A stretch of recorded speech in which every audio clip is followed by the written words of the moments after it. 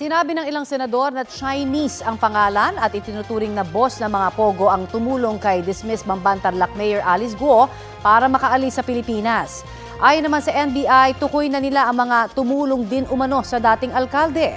Balitang hatid ni Salima Refran. Kasunod ang pagharap niya sa Senado, may mga panibagong tanong na umusbong.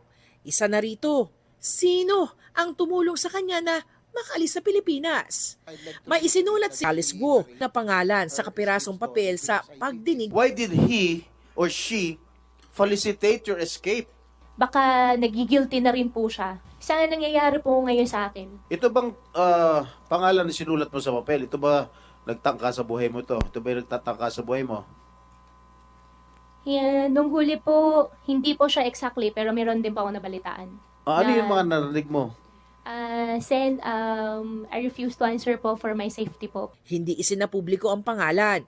Pero ayon kay Senadora Risa Ontiveros na chair ng komite, nabanggit na ang taong ito sa mga naunang pagdinig. Chinese name, hindi ako sure, baka magkamali ako. Pero ilang pangalan, sir, ang sinulat? Isa lang. He is a Chinese national and allegedly, based from the reports that I have received, he fled the country and he is now in Taiwan.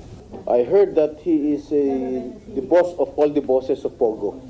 Tingin ng mga senador, may kasabwat na Pinoy si Guo sa pag-alis sa bansa. Tinanong ang PCGIC sa budget hearing, bakit hindi na-intercept ang yating sinakyan ni Guo? In our existing memorandum circular on pre-departure inspection, vessels which are non-common carrier, we are now revising the circular, Your Honor, so the Coast Guard will have role in the enforcement in this kind of vessels, Your Honor.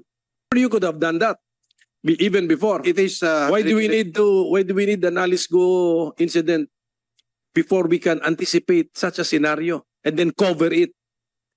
The regulation was made in 2009 and I'm taking my role now to revise it, Your Honor. Maging NBI, hindi naniniwala sa sinasabi ni Guo na walang Pilipinong tumulong sa kanyang umalis ng bansa.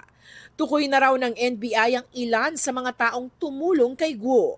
Nung pumutok na ito na connected siya sa Pogo, marami nang umaasist sa kanya, tinutulungan siya, nag-a-advise sa kanya, whatever. Hanggang sa yung tumakas siya, marami, private and public official, tinutulungan siya. Minomonitor din ng NBI ang sinasabing body double ni Alice Guo na posible raw ginawang decoy ni Guo para makaiwas sa huli. Mismong si Guo ang kumumpirmang tao niya ito nang tanungin ng NBI sa Indonesia. Ano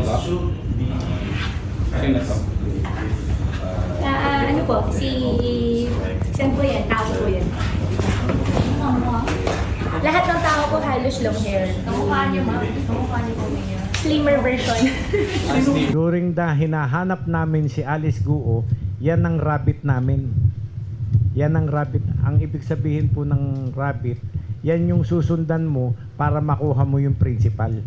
So, minomonitor namin yung babae na yan. Kaugnay naman sa kapatid ni Guo na si Wesley. May filler kaming natatanggap.